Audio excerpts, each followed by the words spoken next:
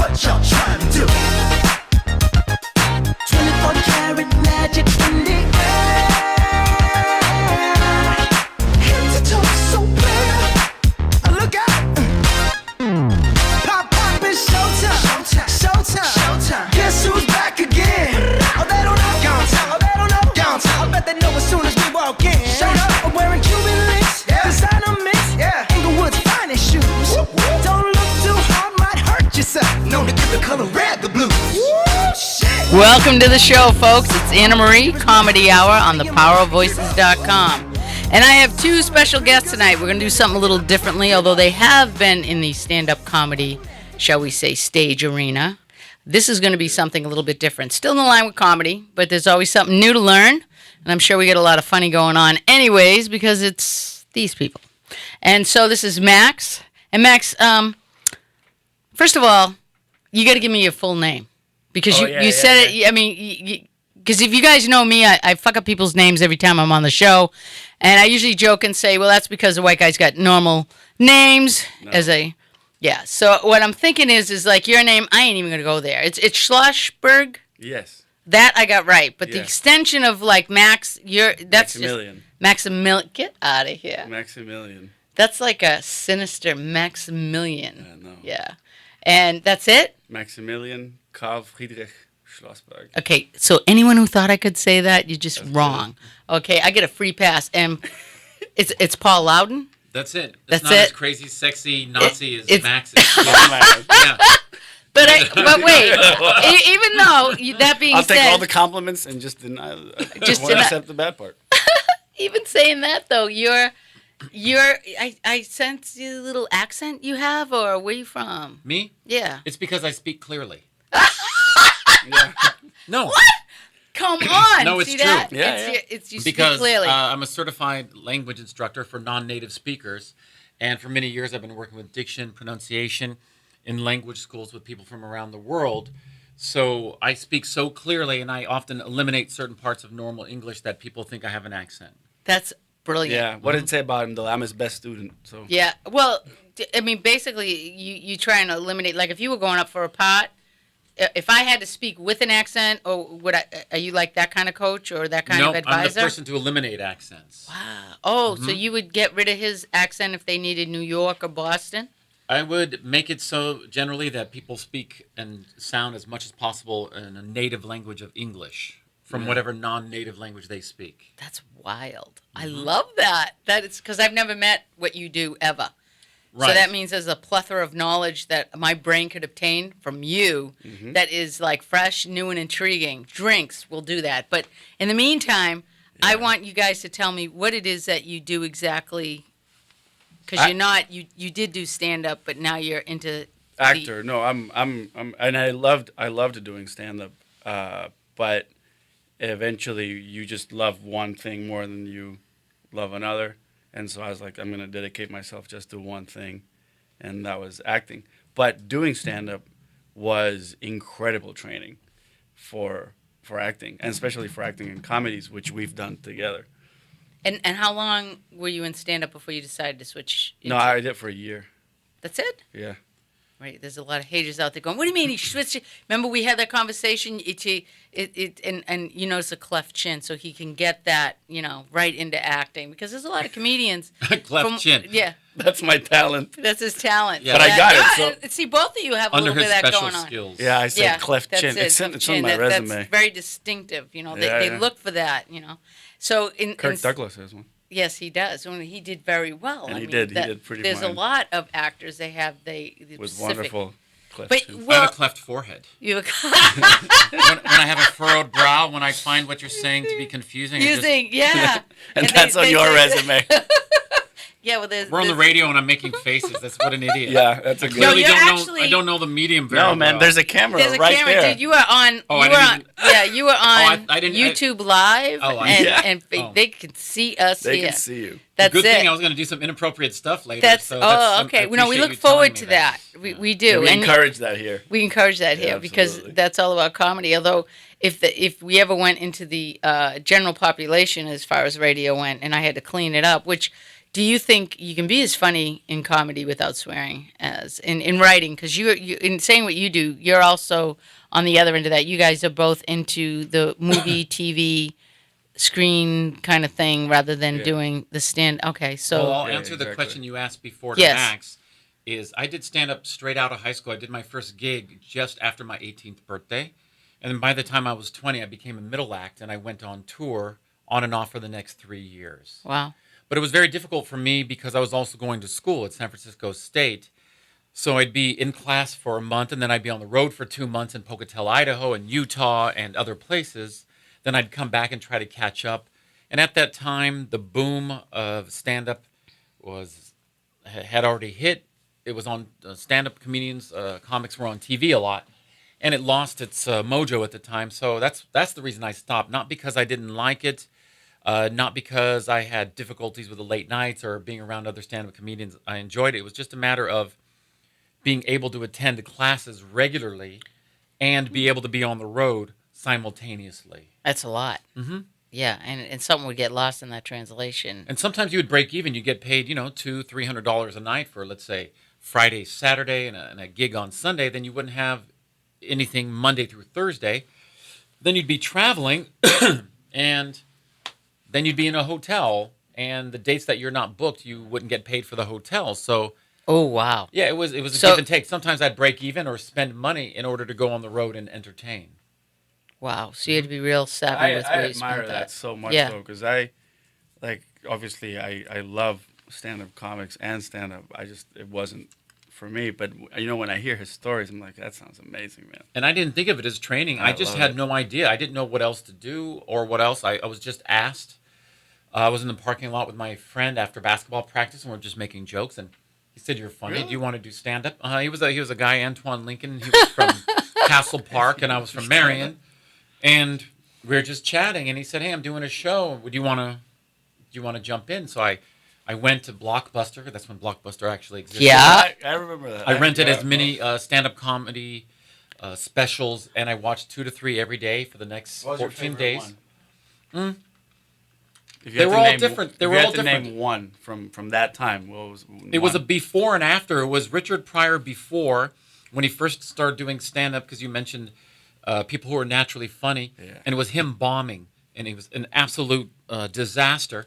And then he, a well-known stand-up comic, an older Jewish man, said, "If you want, I can teach you the structure." Wow. And a month later, he was killing. He was killing. So he had the natural ability. He didn't Beautiful. understand the structure. He combined the two, and within a short period of time, he was really successful. Well, yeah, the structure of it. A lot of the comedians say, "Well, it's dabble in it for a year." They'd look at they'd be like, "What?" I mean, there was a lot of things that barely even got my feet wet. I didn't. Well, what they said was this. I did a challenge where I had gotten up and I did stand up. When I got off the stage, one of the comedians said to me, "You've never done that other than an open mic." And I said, "No." And he laughed. He says, "Your confidence on stage is like 90% of the battle." He says, "You have comedians that spend years trying to be so confident and comfortable in front of an audience. Then comes the material and the structure of delivering it. Mm-hmm. And it takes years to get through where you would get hung up. For me, it wouldn't be being confident on a stage. I was a professional singer. I sang the national anthem for the baseball team. So I'm okay. Give me an audience. I'm gone." Yeah, I'm good. Yeah, Right. exactly. But For me, I was just naive because I just turned 18. That's So super. Yeah, there was yeah, nothing yeah. in my mind to be afraid of. right. It was just going and telling jokes and seeing what would happen, and it was fun. And in San Diego at the time, there was a booker from the Bay Area, San Francisco, had just opened up 7 or 8 different mics, open mic nights. And what they did was they would have restaurants that would have an area for musicians. And they would book anywhere from 10 to 12, 15 people, and you would do 7 to 10 minutes a night. So I was able to get on stage in a quality environment, a controlled environment, with an MC, somebody running the show, anywhere from 5 to 6 nights a week. And sometimes I'd open in one and be not quite close, because they didn't have closers, because everyone was doing shorter bits. They didn't always have a closer. I could do 2 shows in one night sometimes, just by driving 10, 15 minutes. So I had the luxury of being able to go up 5, 6 times a week for 40 to 50 weeks a year for 2 years, and that helped me develop a solid 45 minutes, which allowed me to be a decent middle act by the time I was Man, 20. yeah. Wow. Which the idea with the saying is ignorance is bliss, to be 18 years old and just being free. That's funny Because you're 'cause- free without all those things. That's when I left Argentina. I was 18. And came to LA. And no, I went No. to the University of Connecticut for 4 Oh, years. that's right. We talked about that. I'm sorry. Yeah. That's right. Which You did was say that. amazing. I would think. Oh my God! I mean, because the culture clash was insane. You have to understand, I had never seen grinding before. That was new for me. Is that how they take meat and put it into a pan? Yeah, That's to it. me, I was like, the only thing you do, grind is meat. And then I go to my first dance, and I'm like, I know, vamos a bailar, mom, you know. And this girl comes over, and she goes, hey, you wanna dance? And I'm like, yeah, sounds great. And she turns around, which I don't understand, and she just backs her ass like right into on my you. lap, and I'm like, this is amazing! I love America. and she starts grinding, which of course at 18 starts creating the effect that it has on any male any from 13 and 18-year-old. Yeah, Yeah. exactly. And then she turns around, at which point I was sure I was gonna get laid, because why would she do this to me otherwise? It makes no sense. And she goes, I think you should calm down for a while. I was like, what do you mean calm down? You did this to me. You backed in. Take me somewhere. And she's like, no. Maybe it's because you called her mommy. And that was Do you notice Hey, you threw that mommy. in there, a little Latin Right, thing, mommy? Right. Yeah. and that what- was my that was introduction. my Welcome introduction to America. American. Dun, dun, dun, dun, dun. Yeah, I get that. To American dancing.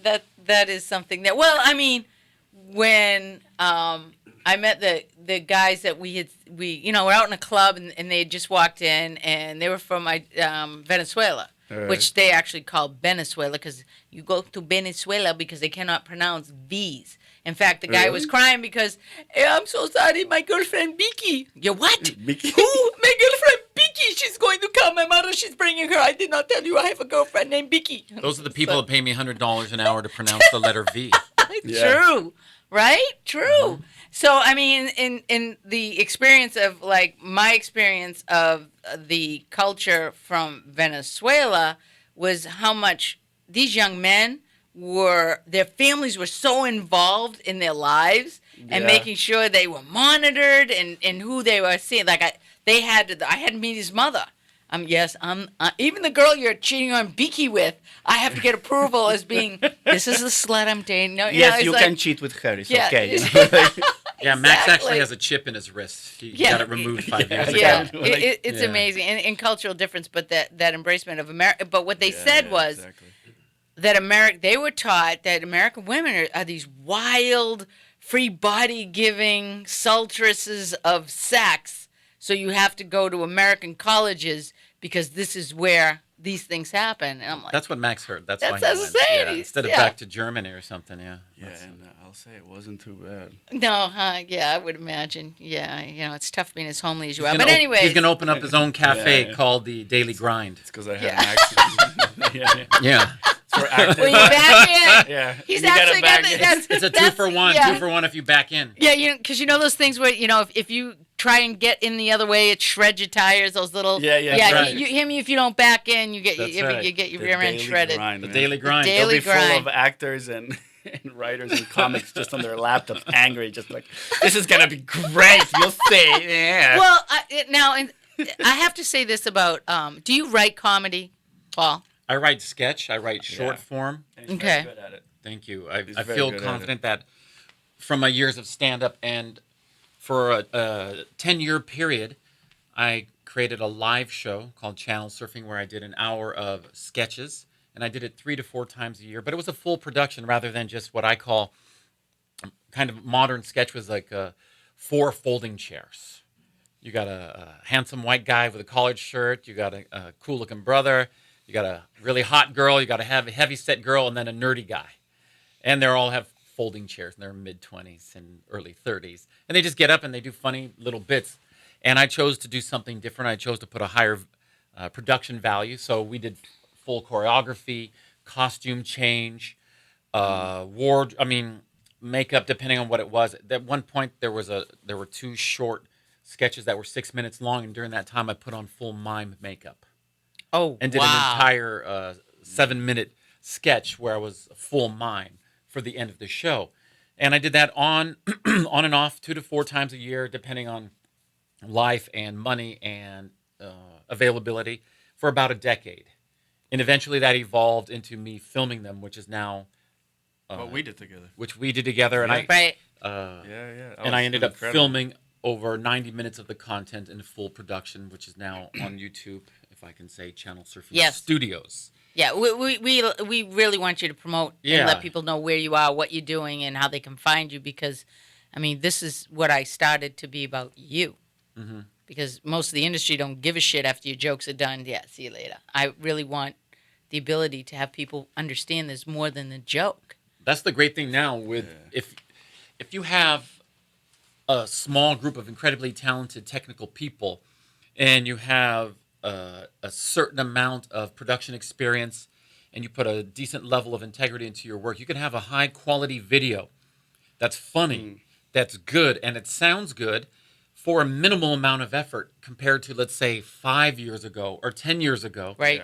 Sure. Would have taken $50,000, and now for $2,000-$3,000 you can create up to 22 minutes if you shoot it and you structure it and you put it together over a weekend, because that's what I usually do, a Friday, Saturday, Sunday, and I attempt to create 20 minutes of high quality content. And with movies, they keep working for you while it's not like the stand-up where you're done doing the jokes and then you have to go do it again, unless you have a special or something. Like, he can keep sending stuff to festivals and they keep getting you on the spotlight while you're doing new stuff here in LA, which is great.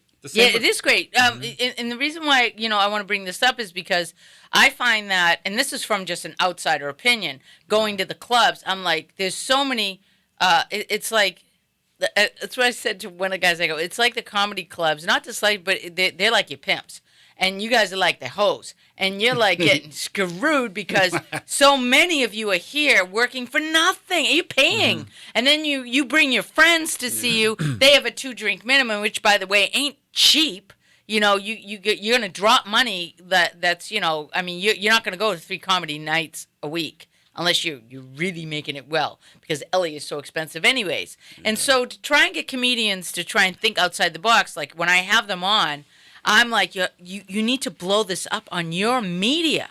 You need to, because it's a way that your people can see you in a format other than your jokes and appreciate you, because it's all about the connection and endearment that you make with people, where they go, he's a real person. Yeah. He's got his struggle.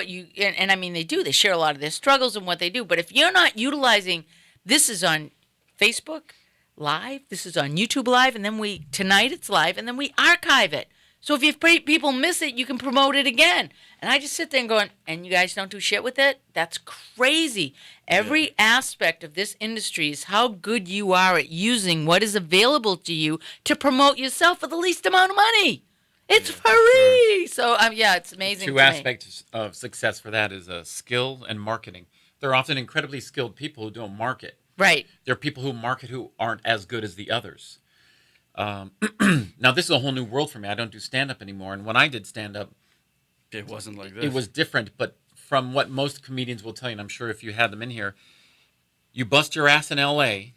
so that you can travel and make money and get better and go up from an opener to a middle act to a headliner. And you'll middle act in other places so that you can be an opener here. And then you headline in other places outside of the city so you can be a middle act here.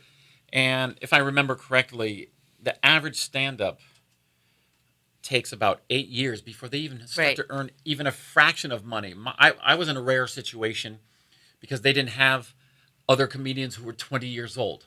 So on the bill, they wanted to have a variety of people. So I just got booked because I was the only comedian who was under 21 on a tour. Well, they call them here bringers. Because they bring people? And there's like 15 comedians. Now, I went to one. Now, these guys are the top-notch comedians. And I'm like, so did you make any money? Because there was like nobody here. We're lucky if we made $15. And I'm like, something's wrong with what you're doing if you don't know how to do something, because I really do believe that what happens is there's this kind of like blind sheep mentality, and so much of what's going on is the ones that I met that were doing really well as I had on my show were college circuit. I was, the amount of work that they were doing and booking themselves. Mm-hmm. And where these comedians are chasing it. And I did have, I'm from Boston, obviously. And my nephew is part of, Mark Moroso, he's part of this thing called Dirty Water Media. What they do is they broadcast live from a club, and they have comedians. And one of the comedians, Peter Costello, he said to me, if you make it in L.A., he goes, go get your feet wet in L.A., you can actually make a living anywhere else because L.A. is so saturated. But once you can say on your resume that you are an sorry, boss. My tech just looked at me. My He engineer. just gave you what are you doing? dirty Look? Yeah, wow. says, stop. Scorned. But he said basically that, that's where you can take what you've learned in L.A., and it's a big deal anywhere else because L.A. is like the mecca for making it. I mean, I wish you could actually make money having your photograph taken with famous people. That's the other thing that cracks me up. Is that, you be walking through a crowd and you see famous person, picture taken, and everybody's like, you made the big time. And no, I just bumped into so-and-so and got a photograph. But yeah, thanks. Well, I'm not sure nowadays, but I would imagine that a lot of the comedians who are doing well on the road, they're actually testing out new material here. Right. Okay. So I would say that you go and see them, you think, well, they're not as good as I thought. They're not that funny, but they're working. What you're doing is you're watching them practice. You're watching them rehearse. You're watching them warm up. Because then they make money on the road. Well, if they're testing out 10 minutes of content and jokes, and 5 minutes of it works, then they take that 5 minutes, and then they try another 5 or 10, and they try. So what you're getting is their test material, unless they're doing a 30 to 45 minute special. So I believe, if I'm not mistaken, what you're often getting is practice, is a test material. So what you're not seeing is them at their best if they're doing a showcase or a 30-minute set. So when people will go out and see stand-up, they're like, oh, the guy wasn't that good. He was okay. It was so-so. Well, you're not really seeing the show. You're seeing that person tries to piecing it all together. Experiment, right. create, develop. It's sort of like watching the Lakers warm up. Okay. It's not as exciting as watching the game win or lose. It's not a game. It's really practice. Well, what do you think in the industry as far as, and this is something that's always been women as compared to like watching a woman get up and do stand-up comedy as to what the men are doing as stand-up comedy. And, someone says, if you're a female, it's a lot harder to get, the respective laughs that of what it's a persona. And I don't know if that's true because I've never not gotten a laugh because that's something a woman wouldn't say because, I break all barriers. I don't have any filter. But, in seeing women out, there's a few things that I would have to say. I've seen young women get up and they do it's like I can tell you how many dick jokes they do. Then they talk about, this is their words, their pussy. And then they talk about, porno, weed. And being depressed and being lonely. Yeah, okay. Yeah, it's every open mic I've ever seen. Yeah. And what it is, in my perspective, is that the successful comedians, and what I mean by success is that you believe them. Whether or not they're funny or not that night, because somebody may be, their humor may jive with you or an audience, but when a person gets up there and they're speaking from a place of truth, right, they're successful. Now, whether or not their jokes are funny and how their structure is happening, it depends on where they're at in their journey for their material. The way I always think of it is, I remember I was doing stand-up and there was this woman, a gorgeous woman. She gets up there and she's like, oh my God, dating is so difficult. And I thought, absolutely not. Yeah. You're a gorgeous woman. There is absolutely no way. Yeah, it might be difficult because you're so beautiful that the hordes, you have to push you away have to push them away.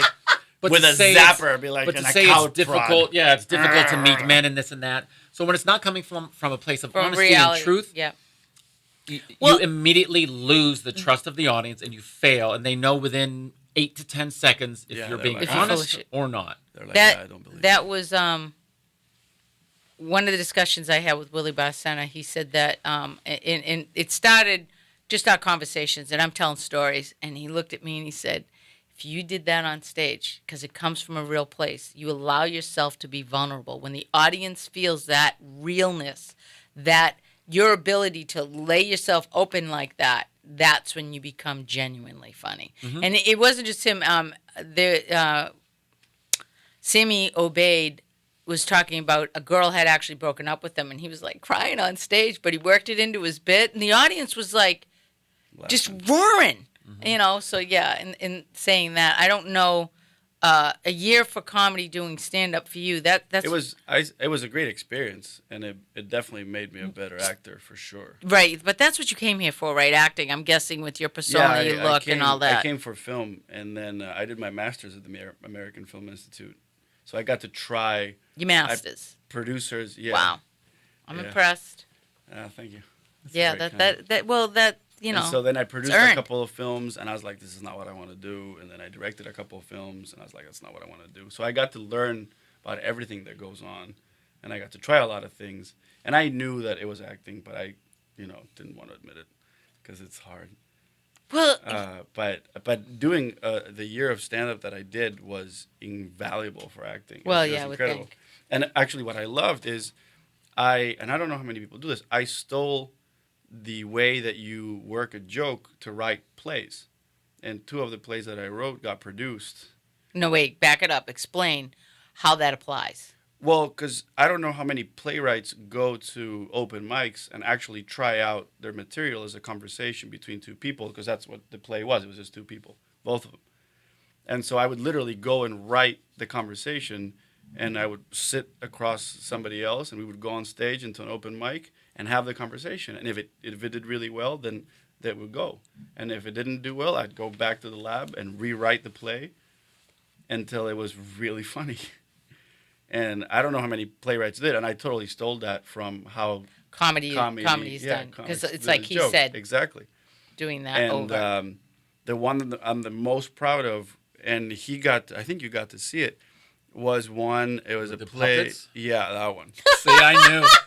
That one. Whoa, wait a minute. There were Yeah, puppets yeah. involved? Yeah, it was a comedy about the absurdity of homophobia, how dumb it is to not like something just because. And the way I explored it was basically this kid goes to his dad and he goes, "Dad, I've got good news and bad news."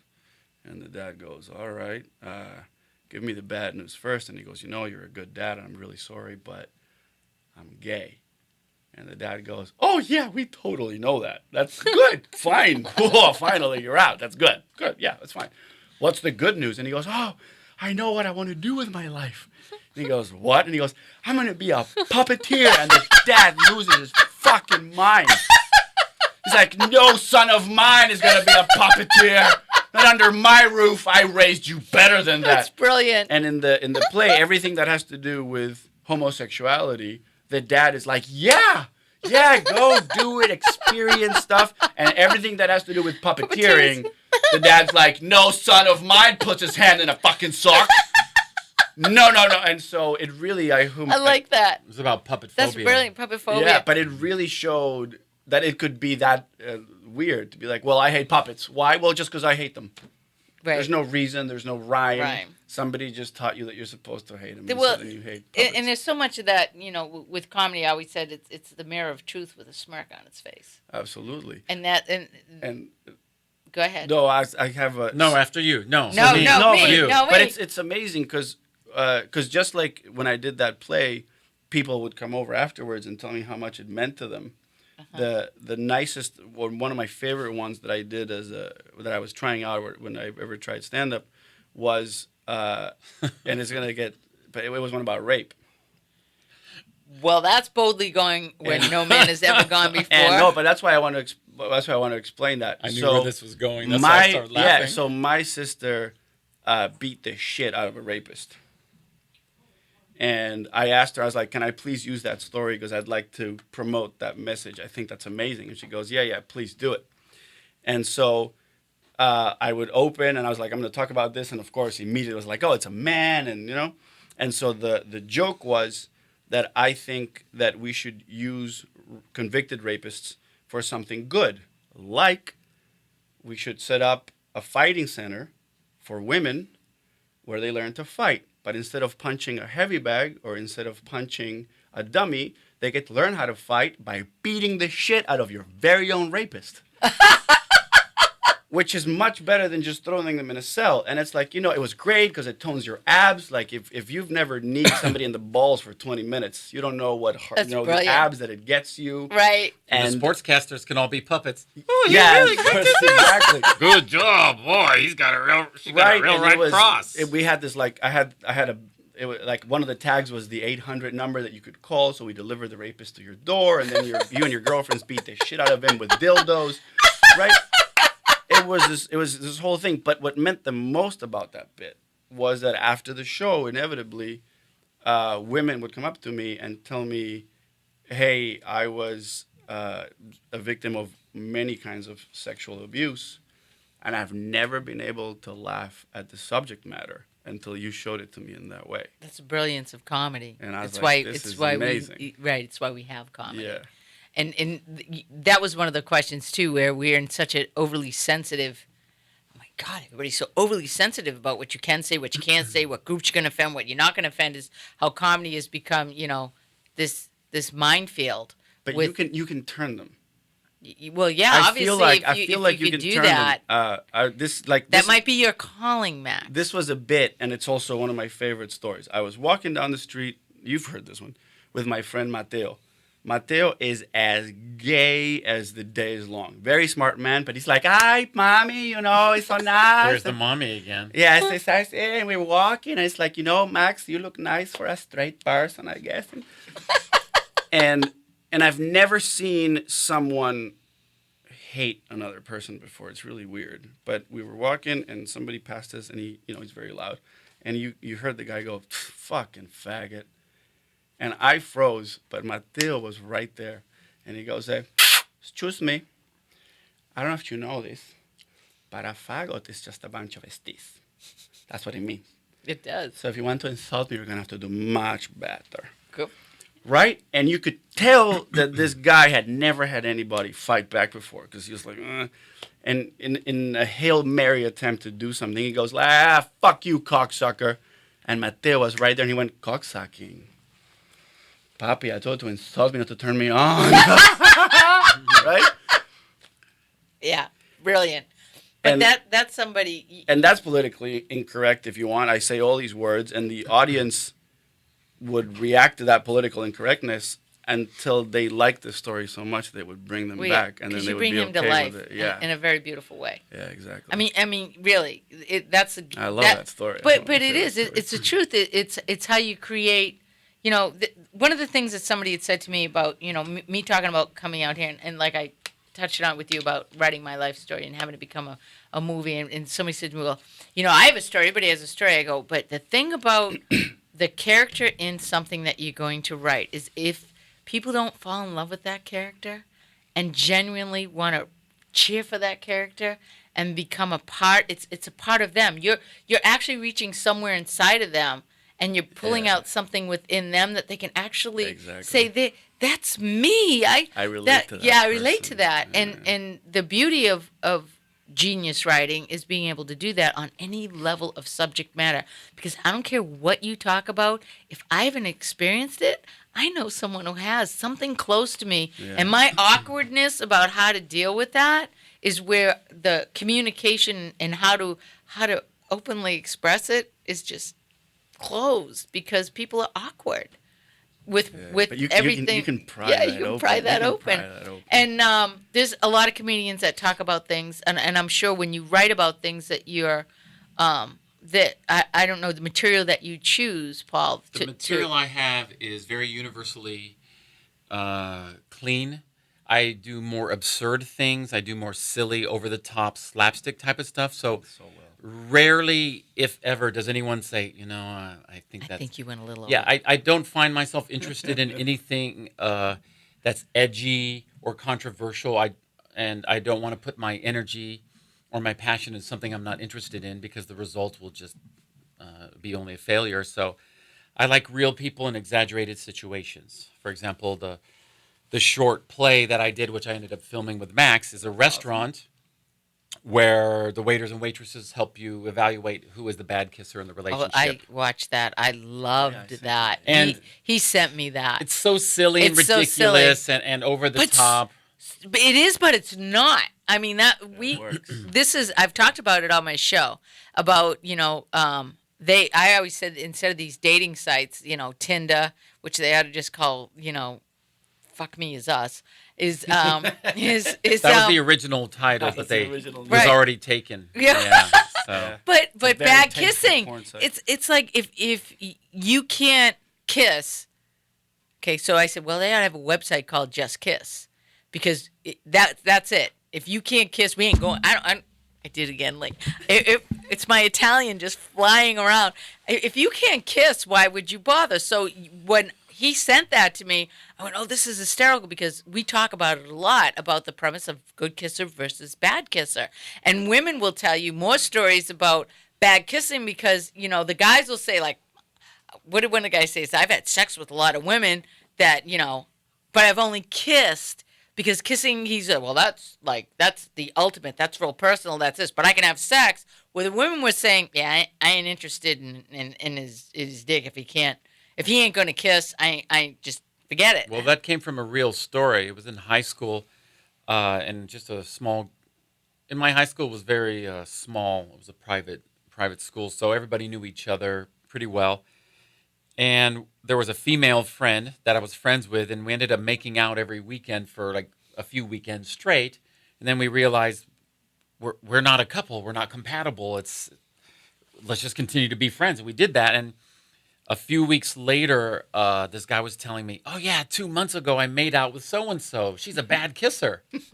And I thought to myself, you know what, buddy? I think I might have to kiss you right now, because she was amazing. She was amazing. She was incredible. And it was very innocent and sweet. We just sat in the backyard and we were playing cards, and we would make out for a couple of, half an hour, 45 minutes. So you're like, I don't know what you're talking about. And then we would go in and watch movies and hang out, and then we would go outside and make out. And I just remember how really sweet and genuine and nice it was. And when he told me that, I thought, it's really all about perspective, and who is the bad kisser? And that's the line in the piece, is that, who is the bad kisser? Apparently I am. Apparently Max is. And so that was just hysterical. As I said, as each person was executed, as with him and the woman, and the determination, like the looks, and just to win. Yeah, that was just brilliant. And you actually played a part in that, right? I was the waiter. You were the waiter that kissed her. Yeah, you were the next. Yeah. And to have that all written out and executed as well as you did, because it's like anything, it's choreography too, of how everybody comes in, how they stand, where they present, the look. We performed it for a month and a half before we shot it on stage. Oh, that's the other side of it that people don't understand, even down to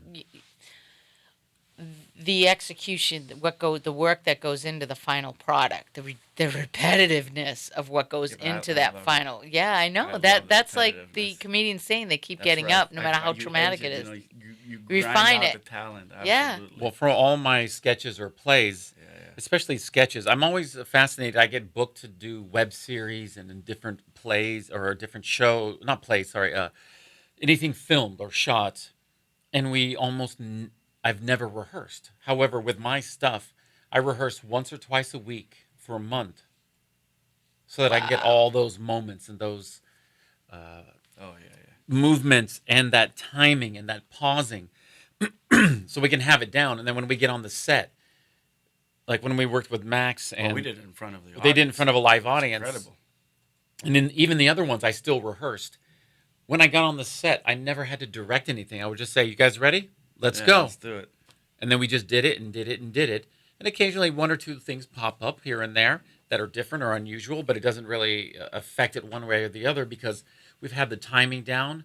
And the timing also includes when to not do anything, or to allow the other person. Oftentimes when one character is doing something, the other person is pulling focus by responding or moving or having some type of action. And I always made sure that everyone who was not speaking had to be frozen. Oh, Not okay. emotionally, but physically. Right, like mannequin, when they do the mannequin challenges. Yeah, exactly. So Yeah. that they're watching, they're not emotionally frozen, but physically we don't want to pull focus. And it was just adapting. Oh, I like that. Because a lot of people are doing improv and they want to move around and they want to do all this stuff, whereas it's not their turn to shine. It's the other person's time to shine. So you give them that moment and then it's yours and you balance it out. Yeah. It creates a nice momentum, a nice rhythm, and that ends up being the pacing, which I believe for this piece, it started off intentionally slow because I wanted people to think it was an actual short film. And then I let it build to the certain segments that were absolutely ridiculous. Yeah, it's even a little bit slow at first intentionally because I wanted to pull people in, and then it went to that silly montage, and then the twist, and then there's a double twist at the end.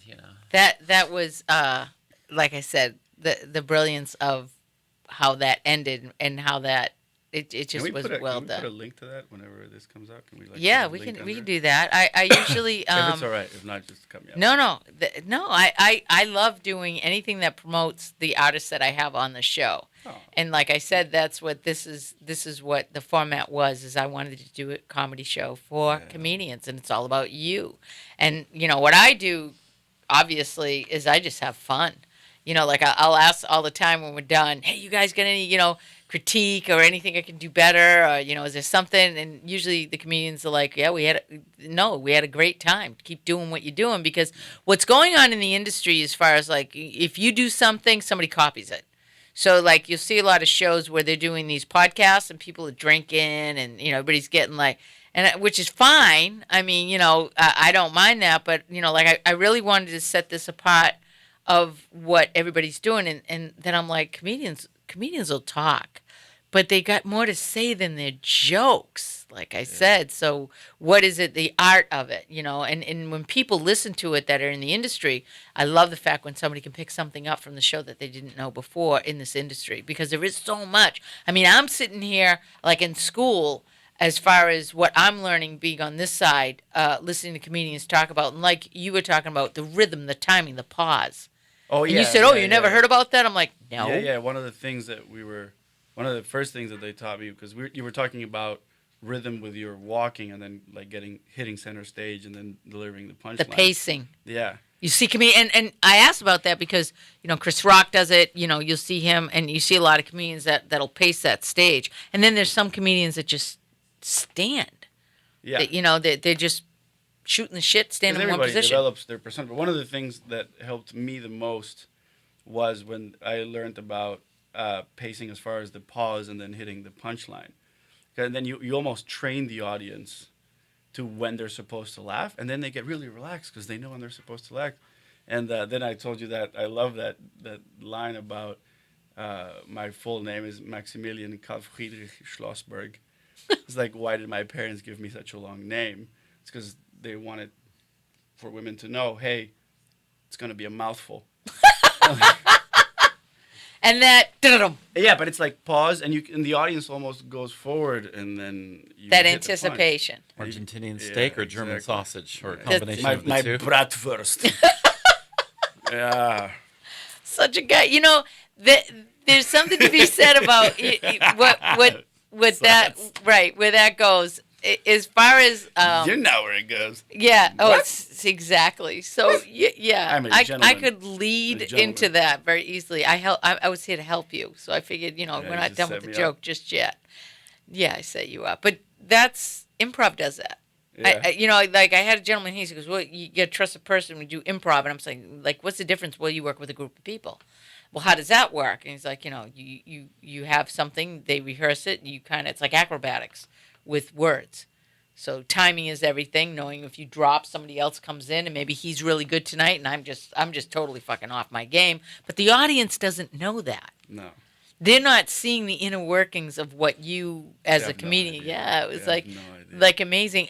Would you say that like when you have something that's rehearsed, a script that's written, like you said, you didn't have to go into it because you guys had done it so much. Yeah. Are there nights where you would know somebody was off on either their timing, their focus, when you get to that point, and it's up to the person across from you to correct it or bring it into a momentum? Yeah, not so much, because if I'll do something that you're not expecting, then that'll be different, and then you'll respond to that, and then I'll respond to whatever you're responding to, and then it kind of takes off on its own tangent. So when you're not alone on stage, I really welcome those moments, the accidents or the faux pas or the stuff that doesn't go well, because it'll take it in a whole new direction. And maybe that day we'll have to do the scene in a way with something that's missing or something that's new, and it's amazing. Have you adapted things because something like that? It just kind of goes and you go, Oh, man, yeah. that worked beautiful. We're gonna do that Absolutely. again. I do, but not that much, because I often will perform it, as I mentioned, on and off for 10 years, to the point where I know all the specific moments, and then I would film it exactly as I anticipated, and one or two things will pop in, and then when you watch the editing, generally speaking, I would always keep that in mind. If somebody says, oh, I'm going to do this, I'm just, okay, as long as it's in line with the humor. For example, I was doing something, it was a full play. It was about women's empowerment, where the man is trying to get this girl into bed because he goes up to her apartment and she turns the tables on him. And she starts being so overtly silly sexual. But the way she was describing sex was in a funny way, in words that have nothing to do with sex. And he was overwhelmed, and he didn't know how to respond. And then he changed the line to, well, something, something, swallow. And I felt that was too overtly sexual. Okay. Because the idea was that nothing she's saying is sexual, but it's still overwhelming him. And it was also silly, and showing him how ridiculous it is to be so dominant and just kind of enjoy your evening together and see where it goes. So in that case, the situation was I wasn't directing it. I had stepped away. I allowed someone else to direct it. And when I came back in, they had added a few pieces, and they said, well, why doesn't it work? And I explained it, and then they changed it back. Okay. Yeah. But generally speaking, I almost always direct the stuff that I write, because I have a unilateral vision. And then when I work with the actors, it's my job to bring them to understand what the piece is, the tone, the mood, or whatever it may be, so that they can get the best from what I've created. And generally, the person who's written it knows what would be optimal for the performance. It doesn't mean you're inflexible, you don't keep your mind open. Max did one or two things on Bad Kisser, and we just tried it, and one or two of them out of the 5 or 6 that he tried worked. The others worked as well, but because of the timing of the editing, we couldn't put them in. And Yeah, but that was one of my favorite things. When we shot it, I would actually offer him like different choices on things, and you were like, hey, just have them. And I loved that part of the process. yeah, because we had already done all the things that we needed, and these were close-ups of Max, and we had 1 or 2 already. And I usually just do 2 takes. Okay. And I do a third only if I say to the actor, I'm done. Do you want another one? Yeah, but I wanted to offer him different stuff. And he so I said, was yeah, like, yeah. And I think maybe Max doesn't remember, but he didn't tell me I'm going to do this. He just said, oh, I have another thing I'm going to do, okay? Yeah. And then I said, okay, we're running again, everyone. He didn't tell me in advance, I'm going to do this, I'm going to do that. He's lying. He's telling you a lie. He just said, oh, I'm going to do something different. Well, you gonna would do have to something. have a lot of knowledge and trust for what his abilities are. I mean, where. No, if it was bad, I was just going to cut it. Okay. No. That's true. Time is money, though. In that industry, everything you do. Because of... I'm giving him gold. Because we had... Well, usually I rehearse extensively, several weeks. When we run the pieces, they go quickly. Now, the one that Max had done with several people from the theater company, they had run it in front of a live audience repeatedly on a Tuesday night over several months, and it had been extended. So on the set, normally these types, it's a 3.5-minute piece. It would take 4, 5, 6, 7 hours, but an hour and a half, 2 hours into it, we were done. Wow. And so Max said, I'm going to do one. I'm going to try something here. Okay, can we do one more? Okay. All right, Max, we're switching angles. So we filmed 2 from the other angle, and I say, you want to do something, Max? Yeah, I'm going to do one thing. Yeah. So just each time we love switched it. angles, I said, well, is there one more? Because I would give 2. And then I'd say, is there one more? And then he was, I got one. I got one. Yeah. And we kept several of them. One where he's kissing me, That's my favorite. and then he looks at her. Yeah. And then he was looks great. back. Then he looks back. That was brilliant. Like, You see that? Did Yeah, you did see you see that? that? Yeah. Yeah. And then at the end, when he finishes kissing me, he smacks me on the butt. Yeah. Yes. And I just nod. It's my job, and I move on. Yeah, that was brilliant. I didn't anticipate any of that. Any of that. And we just filmed it. Wow. and- Okay. yeah. So that was all done on this. That was brilliantly done. Yeah, but thank you. but that's something too. When I'm watching this, I'm like, there's got to be a story as to where he got the material for that. Now, inspiration. Like I'll say to a lot of people, I love to just go out in LA. There's inspiration everywhere. People supply the best material just by watching what people do in their regular being people, humanism. And, I've joked and said, now, the snippets that are on Instagram that a lot of comedians are doing. I got one guy, he's Tyree Rashad Spivey, I'm going to say his name. Tyree, if I'm screwing up your name, of course. But I see him on Instagram, and he does these little shorts, and they're freaking hysterical. He's so animated himself. He dumber than a motherfucker. And just the way he plays his words, and he'll do these little, they put the print as to describing what's going to come on, which when it shows, it's like just a twist on that. Other ones use these little twists of how you can get your body distorted so they look like cartoon characters almost, and they create a character. But there's all of this stuff going on Instagram because it's like wherever that social media is going, where they're getting thousands of views. Willie Barcena put up a piece from one of his comedy shows, just put a thing when you're reduced to a child when you talk to your wife or something, when a man feels like a 9-year-old. One of my bits has like 1,000 something views on YouTube. He's got 16.1 million views, and you're like, what? That's are you amazing. kidding me? And it's pretty fascinating. I got 1,000. Yeah. I was excited. Right, I get That's a lot. 200, and I'm like insanely. That's a yeah, lot. that's a lot. But it's like how to work your social media, and I'm just getting into that. I'm like, I have to bring this to another level because you can't depend on Facebook to develop an audience for what you need.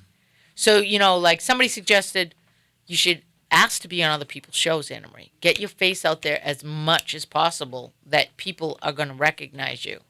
It's okay. It's networking. Network to get work. See, I gotta LA. admit, I think that part might be a little bit easier for actors, and I wonder if you agree, because if I'm in a movie, then the producers of that movie will work really hard to promote it. Right. And I can have 10 of those going at the same time. Whereas comedians are on their They own. have to do their own thing. And it's And so with me much as well, work. because my content, I'm the executive producer, and I co-produce. I have a co-producing working relationship. I write it and co-direct it with Mike Romans of Romans Cinegear. He does all the technical stuff. I do the writing and the rehearsing, and he sits and watches. And on the set, he places the camera, and I talk with the actors.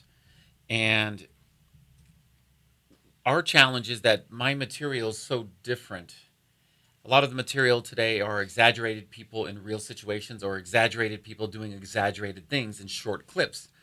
Mine are real people in exaggerated situations. Oh, so you would so have something to write me So it's into. very... Come on. Yeah. It's a Come on now. very, You're going to be sitting there going, I could put her in something because she's so her. Yeah. But isn't that what you want, the originality of the person themselves? Because obviously you were perfect for that. That piece that you did that you sent me in that Bad Kisser. Bad Kisser. Yeah. Well, there's also an assumption that people make. There are two things. There's an assumption that people make. For example, if someone is handsome, like Max, most people want to dislike that person out of jealousy. So it's easy for Max to play a jerk. It's easy for people to dislike the handsome guy. If you watch movies, the boyfriend of the main couple is the handsome buff guy, often has an accent, he's swarthy, he's cool, he rides a motorcycle. So it's easy to dislike this type of person. I think about that in The Wedding Crashes. Yeah, it's the same thing. When Bradley Cooper, and he's so good looking, and he was such a dick. And that's why I chose Max for that role, because he was perfect for it. And the fact that a person can do that and have fun being kind of a dick, being a douche, and being self-aware that that's not who they are, they can actually be better at it than someone who is actually a jerk or a dick or a douche. Yeah, because to me, the thing about that character was really enjoying how much. So Max, you must have such a hard time dating between your accent and how.